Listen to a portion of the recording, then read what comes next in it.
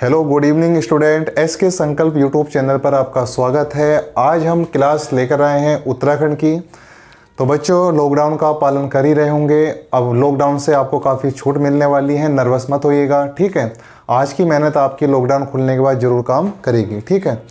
तो चलिए देखते हैं आज उत्तराखंड में जो हमने पिछले लेक्चर में बच्चों पढ़ा था कि आदि ऐतिहासिक काल के जानने के पुरातात्विक स्रोत क्या हैं, ठीक है। तो हमने बच्चों पुरातात्विक स्रोत जब जाने थे तो उनको 4 लेक्चर में हमने 4 पार्ट में कर पढ़ा था, जिनमें हमने कपमार्स के बारे में बताया था आपको।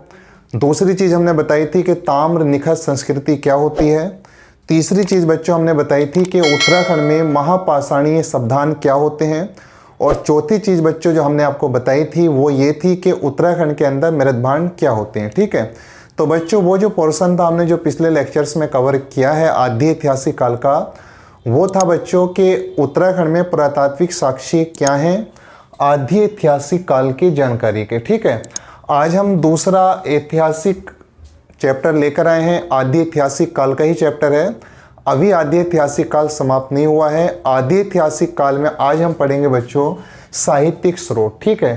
तो उम्मीद है आपको ये समझ में आई होंगी चीज़ें। पहला हमने पढ़ा था आदि ऐतिहासिक काल को जानने के पुरातात्विक स्रोत, और आज बच्चों हम पढ़ेंगे कि आदि ऐतिहासिक काल को जानने के साहित्यिक स्रोत, ठीक है। साहित्य का मतलब ये हुआ कि विभिन्न पुराणों में या पुस्तकों में या ऐसे धार्मिक ग्रंथों में उत्तराखंड का वर्णन किन किन नामों से मिलता है। तो आइए देखते हैं आज हम बच्चों। हमने जब पहला लेक्चर शुरू किया था आदि ऐतिहासिक काल का, ठीक है, तो हमने आपको बताया था कि आदि ऐतिहासिक काल का जो काल है बच्चों वो 3000 BC 3000 BC से लेकर बच्चों 600 BC तक के काल को 3000 BC से लेकर 600 BC तक के काल को बच्चों हमने कहा था साहित्यिक स्रोत, ठीक है। अगर हम इसका थोड़ा बंटवारा करें, थोड़ा इसको डिवाइड करें, तो बच्चों 3000 BC से अगर हम 1500 BC में आ जाते हैं बच्चों, ठीक है।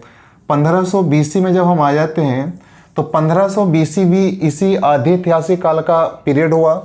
तो 1500 BC से बच्चों जब हम 600 BC तक आएंगे तो इस काल को बच्चों, इस काल में जो था आदि ऐतिहासिक काल के अंदर वेदों की, ग्रंथों की या धार्मिक ग्रंथों की रचना जो है वो प्रारंभ हो चुकी थी। तो इसलिए बच्चों हम 1500 BC से 600 BC का जो काल है इसको हम वैदिक काल बोल सकते हैं। इस काल को बच्चों हम वैदिक काल बोल सकते हैं। समझते हैं इस चीज़ को। देखिए आदि ऐतिहासिक काल का जो काल है बच्चों वो 3000 BC से लेकर 600 BC है।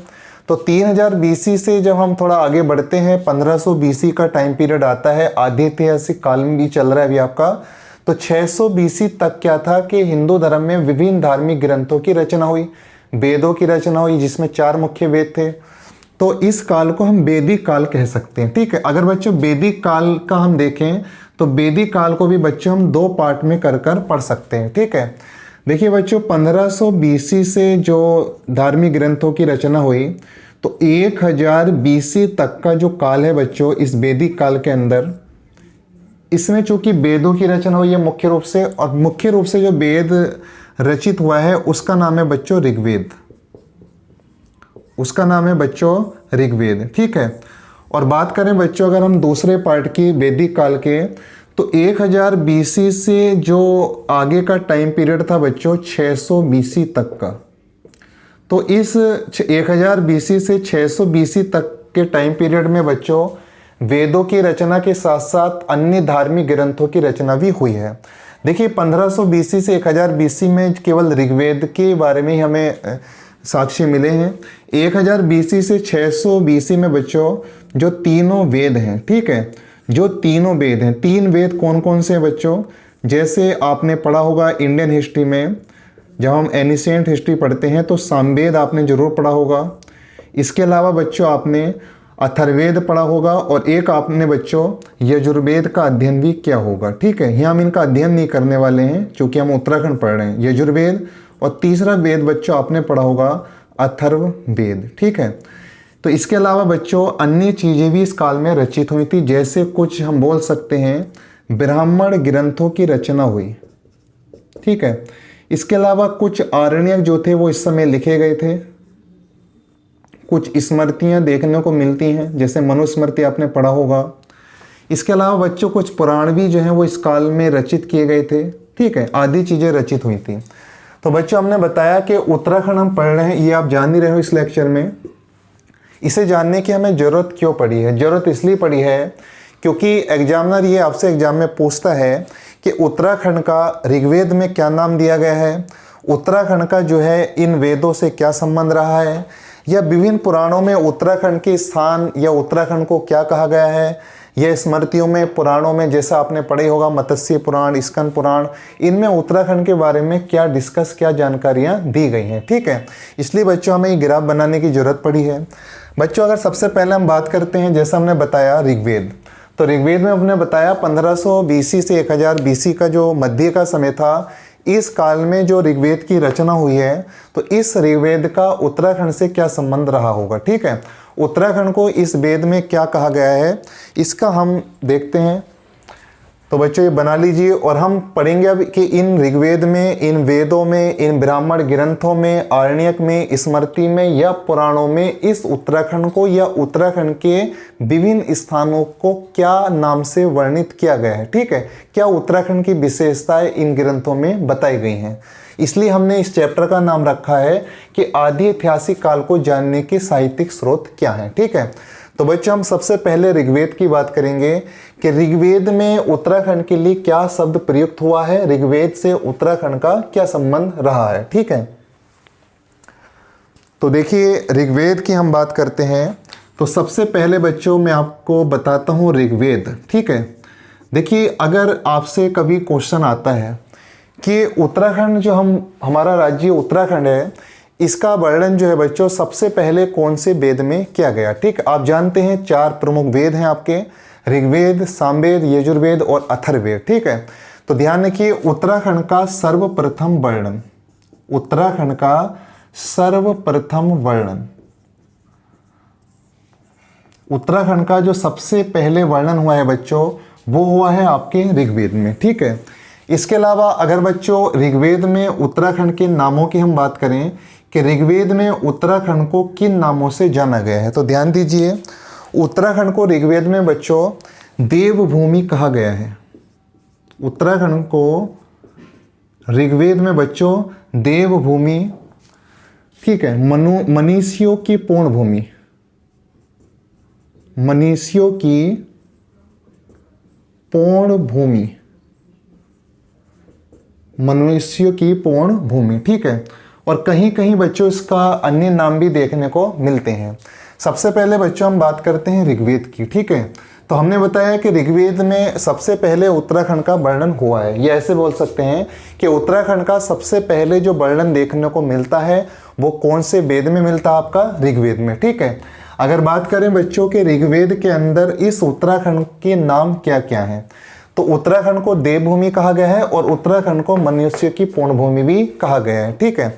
इसके अलावा बच्चों हम और चीज़ों की अगर बात करते हैं कि उत्तराखंड को ऋग्वेद में किन अन्य नामों से भी जाना गया है, तो देखिए बच्चों आपने एक नाम सुना होगा ऊसीनर, एक नाम और है बच्चों ऊसीनर। लेकिन ऊसीनर नाम को लेकर कुछ इतिहासकारों में मतभेद है। तो इस मतभेद के बारे में आपको बता दूं कि एक हमारे इतिहासकार हैं उत्तराखंड के, डॉक्टर हीरा सिंह भाकुनी, डॉक्टर हीरा सिंह भाकुनी, इनका नाम लिखने की मुझे ज़रूरत क्यों पड़ी, क्योंकि बच्चों ऐसा अगर आपसे कभी बाई चांस एग्जाम में आ जाता है, अक्सर उत्तराखंड में कभी कभी एग्जामों में देखा होगा कि अपवाद हो जाता है क्वेश्चन में। तो अब आते हैं ऋग्वेद। देखिए मैंने बताया ऋग्वेद में उत्तराखंड के नाम, तो देवभूमि कहा गया है, मनीषियों की पूर्ण भूमि कहा गया है, और एक नाम और है बच्चों, इसको आप समझिएगा ऊसीनर भी कहा गया है। लेकिन ऊसीनर ऋग्वेद में उत्तराखंड के लिए ही नाम प्रयुक्त हुआ है, ऐसे बताने वाले इतिहासकार या इस मत को मानने वाले जो इतिहासकार हैं वो डॉक्टर हीरा सिंह भाकुनी है, ठीक है ना। अगर बात बच्चों उसके बाद हम ऋग्वेद के बाद बात करते हैं अन्य वेदों की, कि अन्य वेदों में उत्तराखंड को क्या कहा गया है। तो ध्यान दीजिए जो 3 वेद हैं, जैसे आपका सामवेद, यजुर्वेद और आपने एक पढ़ा था अथर्ववेद, इन तीनों वेदों में उत्तराखंड का कोई अन्य ऐसा विशेष या विशेषताएं हमें देखने को नहीं मिलती हैं। इसके बाद बच्चों अगर हम बात करें कि अन्य, जैसे आपने पढ़ा था कुछ ब्राह्मण ग्रंथ है, आरण्यक हैं, उपनिषद भी हैं, इसके अलावा कुछ आपके स्मृतियाँ भी हैं, तो इनमें उत्तराखंड के लिए क्या क्या शब्द प्रयुक्त हुए हैं। ठीक है, तो इसके बाद बच्चों आप इसी तरीके से नोट्स बनाते चलिएगा और उसके बाद हम देखते हैं कि उत्तराखंड के लिए अन्य ग्रंथों में क्या क्या नाम प्रयुक्त हुए हैं। ठीक है, तो देखिए बच्चों, अगर मैं अन्य ग्रंथों में जाता हूं बच्चों, तो देखिए मैं बात करता हूं रामायण की। अगर हम बात बच्चों रामायण की करें तो रामायण में उत्तराखंड के लिए क्या क्या विशेषताएं हैं। ठीक है, तो बच्चों रामायण की अगर हम विशेषताएं देखें कि रामायण में क्या क्या नाम उत्तराखंड के लिए प्रयुक्त हुए हैं। देखिए सबसे पहले आपने एक पर्वत पढ़ा होगा, कोसी की नदी पढ़ी होगी। ठीक है, कोसी की नदी है आपकी उत्तराखंड में बहने वाली कोसी नदी, जिसका उद्गम जो है आपका बच्चों धारा पानी धार से होता है।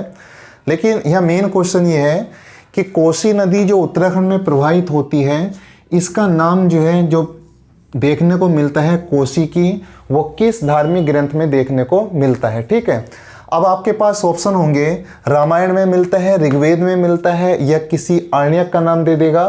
तो इसके बाद आपको बताना कि रामायण में कोसी नदी को कोसी की नदी नाम से जाना गया है। ठीक है, इसके बाद बच्चों अगर हम दूसरी प्रमुख विशेषता की बात करें, आपने बच्चों सुना होगा उत्तराखंड के अंदर एक वशिष्ठ गुफा है। आपने सुना होगा उत्तराखंड के अंदर एक वशिष्ठ गुफा है, और वशिष्ठ गुफा है बच्चों टिहरी गढ़वाल में वर्तमान। ठीक है, इस गुफा के बारे में कहा जाता कि रामायण काल में क्या था कि जो महर्षि वशिष्ठ थे, इनके नाम पर ही इस गुफा का नाम वशिष्ठ गुफा पड़ा है। तो रामायण काल में क्या था बच्चों, जो महर्षि वशिष्ठ थे उन्होंने टिहरी में इस स्थान पर आकर जो है एक गुफा के अंदर तपस्या की थी, और जिस स्थान पर या जिस गुफा में तपस्या की थी उस गुफा को वर्तमान में वशिष्ठ गुफा के नाम से जाना जाता है। ठीक है, तो और आपसे बन सकता है कि वशिष्ठ गुफा का जो वर्णन है वो किस धार्मिक ग्रंथ में किया गया आपका, तो वो भी रामायण कालीन में। ठीक है, अगर बच्चों हम तीसरी महत्वपूर्ण विशेषता की बात करते हैं, देखो बच्चों साथ में नोट्स बनाते रहिएगा, अपनी कॉपी जो अपनी नोटबुक है आपकी वो आप साथ में तैयार रखिएगा। और लॉकडाउन से आपको ढील मिलने वाली है, थोड़ा समय लगेगा, 2 से 4 दिन लगेंगे। लॉकडाउन पूर्ण रूप से तो समाप्त नहीं होगा, लेकिन फिर भी आप कोशिश कीजिए कि आप घर पर रहकर अच्छी पढ़ाई कर सकें। बाद में हमें इतना समय नहीं मिलता, रोज़मर्रा के अन्य काम भी हो जाते हैं पढ़ाई के साथ साथ। आज आपके पास पूरा ऐसा माहौल बना हुआ है पढ़ाई का, कर सकते हैं। तो बच्चों अगर हम बात करते हैं रामायण की, तो कोसी की नदी कोसी को कहा गया, वशिष्ठ गुफा टिहरी का वर्णन भी है वो आपका किस में किया गया, आपके रामायण में। ठीक है, अब बच्चों वो कौन सा पर्वत है, आपसे पूछेगा कि उत्तराखंड का ऐसा कौन सा पर्वत है बच्चों जिसका वर्णन जो है वो आपका किया गया है, किसमें, रामायण में किया गया है। ठीक है, तो आपने बच्चों एक पर्वत, उत्तराखंड में बहुत सारे पर्वतों के बारे में पढ़ा होगा, जैसे नंदा देवी पर्वत पढ़ा होगा, पंचाचूली पढ़ा होगा आपने बच्चों, और इसके अलावा आपने बच्चों कुछ अन्य पर्वत भी देखे होंगे। जैसे एक प्रमुख पर्वत है बच्चों द्रोणागिरी, ध्यान रखिए, एक प्रमुख पर्वत है बच्चों द्रोणागिरी। द्रोणागिरी पर्वत पड़ता है बच्चों चमोली में। तो कहा गया कि जिस रामायण में जो द्रोणागिरी पर्वत का वर्णन हुआ है वो ये उत्तराखंड का ही वर्णन है। ठीक है, तो बच्चों ऋग्वेद में उत्तराखंड का सबसे पहले वर्णन हुआ है।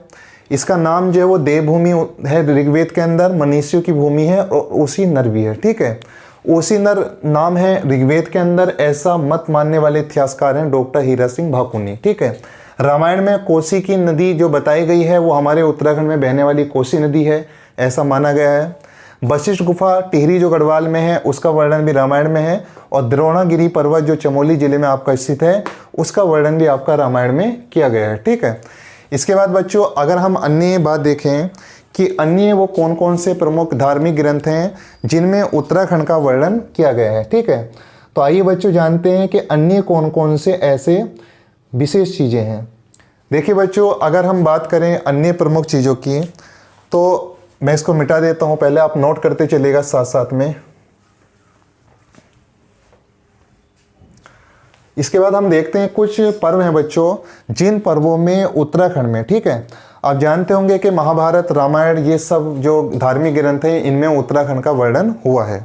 महाभारत में अगर हम देखें बच्चों तो आप जानते होंगे कि महाभारत को 18 पर्वों में विभाजित किया गया है। हम देखते हैं कि महाभारत में क्या वर्णन है। ठीक है, देखिए अगर महाभारत को हम देखें कि 18 प्रमुख पर्व हैं, आप जानते होंगे महाभारत को 18 प्रमुख पर्वों में विभाजित किया गया है। ठीक है, इन 18 पर्वों में हम सबसे पहले देखें सभा पर्व के बारे में। ठीक है, अगर बात करें बच्चों सभा पर्व की हम, तो सभा पर्व में देखिए सभा पर्व की हम बात करते हैं सबसे पहले। इसके बाद बच्चों अन्य पर्व है जिसमें उत्तराखंड का वर्णन हुआ है, उसकी बात हम करेंगे, तो उसका नाम है आपका वन पर्व। ठीक है, इसके अलावा बच्चों अन्य पर्वों में भी उत्तराखंड के विभिन्न स्थानों का जो है वो वर्णन किया गया है। देखिए सभा पर्व में उत्तराखंड के 3 हिमालय खंडों का वर्णन हुआ है। तो इसका हम बोलेंगे इस तरीके से, उत्तराखंड के 3 हिमालय खंड, उत्तराखंड के 3 हिमालय खंडों का वर्णन हुआ है बच्चों। और उत्तराखंड के 3 प्रमुख हिमालय खंड जिनका वर्णन हुआ है वो इस प्रकार हैं आपके। जैसे आपने उत्तराखंड का भूगोल अगर पढ़ा होगा तो जो सबसे ऊंचे वाला भौगोलिक क्षेत्र है उत्तराखंड का, पर्वतीय क्षेत्र है, उसे हम बृहद हिमालय नाम से जानते हैं। ठीक है, दूसरा बच्चों मध्य हिमालय का भी वर्णन हुआ है। ध्यान रखिए मध्य हिमालय का वर्णन हुआ है जहाँ सबसे ज़्यादा पर्वतीय लोग रहते हैं। तीसरी बात करें बच्चों जो हिमालय का सबसे बाहरी भाग है, बाह्य हिमालय है, वो है आपका शिवालिक हिमालय। तो ध्यान रखिए इस उत्तराखंड के बृहद हिमालय, मध्य हिमालय और शिवालिक हिमालय का वर्णन जो है वो किस धार्मिक ग्रंथ में किया गया आपका महाभारत में। लेकिन अगर आपसे पूछेगा पर्व में कि कौन से पर्व में बृहद, मध्य और शिवालिक हिमालयों का वर्णन किया गया है, तो आपको ऑप्शन देगा सभा पर्व में, वन पर्व में या अन्य कोई ऑप्शन देगा। तो आप बताएंगे इसके बारे में कि सभा पर्व में उत्तराखंड के इन्हीं 3 हिमालय खंडों का वर्णन किया गया है। ठीक है, इसके बाद बच्चों देखते हैं हम कि अन्य चीज़ों में क्या वर्णन किया गया है। ठीक है, देखिए अगर बात करें बच्चों वन पर्व की, वन पर्व में उत्तराखंड को कहा गया है बच्चों उत्तर कुरु। ठीक है, और एक नाम और देखने को मिलता है बच्चों हिमवंत। ठीक है, तो ध्यान रखिए उत्तराखंड को जो है, उत्तराखंड के लिए ये नाम प्रयुक्त हुए हैं उत्तर कुरु और एक नाम बताया बच्चों मैंने हिमवंत। ठीक है, तो ध्यान रखिए आपसे कभी एग्जाम में ये भी पूछ लेता है कि बताइए उत्तर कुरु या हिमवंत उत्तराखंड में किसके लिए नाम प्रयुक्त किए गए हैं। तो ये अगर बात बच्चों कभी आएगी तो आप बताएंगे कि ये नाम प्रयुक्त हुए हैं आपके उत्तराखंड राज्य के लिए। तीसरा प्रमुख पर्व है, सॉरी बच्चों वन पर्व में ये नहीं हुआ, वन पर्व में जो वर्णन हुआ है मैं आपको बता देता हूँ। वन पर्व में जो वर्णन हुआ है बच्चों वो हरिद्वार क्षेत्र का हुआ है, माफ कीजिएगा हरिद्वार क्षेत्र का। अब हरिद्वार क्षेत्र का जो वर्णन हुआ है बच्चों, इसे गंगा का प्रवेश द्वार बताया गया है, गंगा का प्रवेश द्वार। तो वो कौन से पर्व में बताया गया बच्चों, वन पर्व में। ठीक है, इसके अलावा बच्चों आपने सुना होगा एक सती कुंड भी है हरिद्वार के अंदर, कनखल। जो कनखल है बच्चों वो हरिद्वार क्षेत्र में है, उसका वर्णन भी आपका वन पर्व में किया गया है। ठीक है, तीसरी इंपॉर्टेंट बात करें बच्चों तो जो गंगा द्वार है वहाँ से जो पांडव थे, हम लिख सकते हैं पांडवों ने गंगा द्वार से, पांडवों ने गंगा द्वार से तीर्थ स्थलों की यात्रा प्रारंभ की। इस चीज़ को समझते हैं, पांडवों ने क्या था कि गंगा द्वार से तीर्थ स्थलों की यात्रा प्रारंभ की। और गंगा द्वार बच्चों कहा जाता है हरिद्वार को, तो ये भी वन पर्व में कहा गया। कनखल का वर्णन भी आपका वन पर्व में मिलता है। पांडवों ने गंगा द्वार से तीर्थ यात्रा की थी पर्वतीय भाग में, ऊपर केदारनाथ, बद्रीनाथ या जहाँ जहाँ भी गए होंगे, तो उसका वर्णन भी आपका महाभारत के वन पर्व में देखने को मिलता है। ठीक है, तीसरी प्रमुख चीज़ की बात बच्चों अगर हम करते हैं तो तीसरा प्रमुख है आपका ऐतरेय ब्राह्मण। ठीक है, तो ध्यान दीजिएगा तीसरा प्रमुख जो है बच्चों वो है आपका ऐतरेय ब्राह्मण। तो देखते हैं ऐतरेय ब्राह्मण में क्या वर्णन मिलता है। ऐतरेय ब्राह्मण, ठीक है, तो देखिए अगर बात बच्चों हम करें ऐतरेय ब्राह्मण की, तो ऐतरेय ब्राह्मण में उत्तराखंड के लिए जो शब्द प्रयुक्त हुए हैं, उत्तराखंड को उत्तर कुरु कहा गया है। ध्यान रखिए उत्तर कुरु, और एक नाम और देखने को मिलता है आपका हिमवंत। ठीक है, तो उत्तर कुरु और हिमवंत जो नाम मिलते हैं बच्चों, वो आपके ऐत्रेय ब्राह्मण में देखने को मिलते हैं। ठीक है, तो महाभारत में जो प्रमुख 18 पर्व हैं, उन 3-4 पर्वों में उत्तराखंड के कुछ स्थानों का भी विशेष वर्णन किया गया है। जैसे मैंने आपको बताया है सभा पर्व, तो सभा पर्व में उत्तराखंड के 3 हिमालय खंड बताए गए हैं, बृहद हिमालय, मध्य हिमालय और शिवालिक। ठीक है, वन पर्व की बात करें बच्चों, तो हरिद्वार को गंगा का प्रवेश द्वार इसी पर्व में कहा गया है, वन पर्व में। और अगर बात करें कनखल जो हरिद्वार में है, जो आपने सुना होगा सती कुंड भी है, उसका वर्णन भी वन पर्व में किया गया है। पांडवों ने गंगा द्वार तीर्थ स्थल की यात्रा की थी। पांडवों ने जो है इसी गंगा द्वार से तीर्थ स्थलों की यात्रा उत्तराखंड में प्रारंभ की, और ऐत्रेय ब्राह्मण में उत्तराखंड के लिए उत्तर कुरु या हिमवंत शब्द का प्रयोग किया गया है। ठीक है, और बच्चों कुछ पुराणों की बात अगर हम और करते हैं, स्कंद पुराण की बात हम करते हैं कि स्कंद पुराण में उत्तराखंड के किन क्षेत्रों का वर्णन और कैसे किया गया है। ठीक है, तो आइए देखते हैं स्कंद पुराण में क्या है उत्तराखंड को लेकर। देखिए बच्चों, स्कंद पुराण की बात हम करते हैं लास्ट में। तो स्कंद पुराण में, ठीक है, स्कंद पुराण में उत्तराखंड की क्या स्थिति है। देखिए स्कंद पुराण में उत्तराखंड के साथ साथ 5 हिमालय खंडों का वर्णन किया गया है। ठीक है, उत्तराखंड के साथ साथ जो है 5 हिमालय खंडों का वर्णन हुआ। पहली बात तो आप ये जानेंगे, अक्सर आपने देखा कई बार उत्तराखंड के एग्जाम में पूछा गया कि स्कंद पुराण में उत्तराखंड के साथ साथ कितने हिमालय खंडों का वर्णन है आपका, 5। तो आप बता सकते हो कि 5 हिमालय खंड। अब बच्चों इन 5 हिमालय खंड की हम बात करें तो सबसे पहले उत्तराखंड के साथ साथ कश्मीर हिमालय खंड की बात हुई है। कश्मीर के बाद बच्चों अगर हम इधर आते हैं पश्चिम से पूर्व को, तो जालंधर की बात हुई है, जालंधर हिमालय क्षेत्र नाम की उस समय। तीसरी बात अगर हम आते हैं बच्चों, तो अपने उत्तराखंड के अंदर प्रवेश करते हैं केदारखंड। ठीक है, और केदारखंड के बाद बच्चों बात हुई है मानसखंड की, ये भी हमारे उत्तराखंड का कुमाऊं क्षेत्र है। और बच्चों लास्ट जो बात हुई है वो हुई है आपकी नेपाल की। ठीक है, तो बच्चों यहाँ हमारे लिए 2 ही इंपॉर्टेंट है, केदारखंड और एक आपका मानसखंड। ठीक है, आप जानते होंगे केदारखंड जो हम वर्तमान में कुमाऊं क्षेत्र के नाम से जानते हैं। ध्यान रखिए, केदारखंड जो है बच्चों वो वर्तमान में हम क्या नाम से जानते हैं इसको, कुमाऊं। तो कुमाऊं का जो नाम है आपका वो केदारखंड प्राचीन नाम है। ठीक है, केदारखंड को हम जानते हैं गढ़वाल नाम से।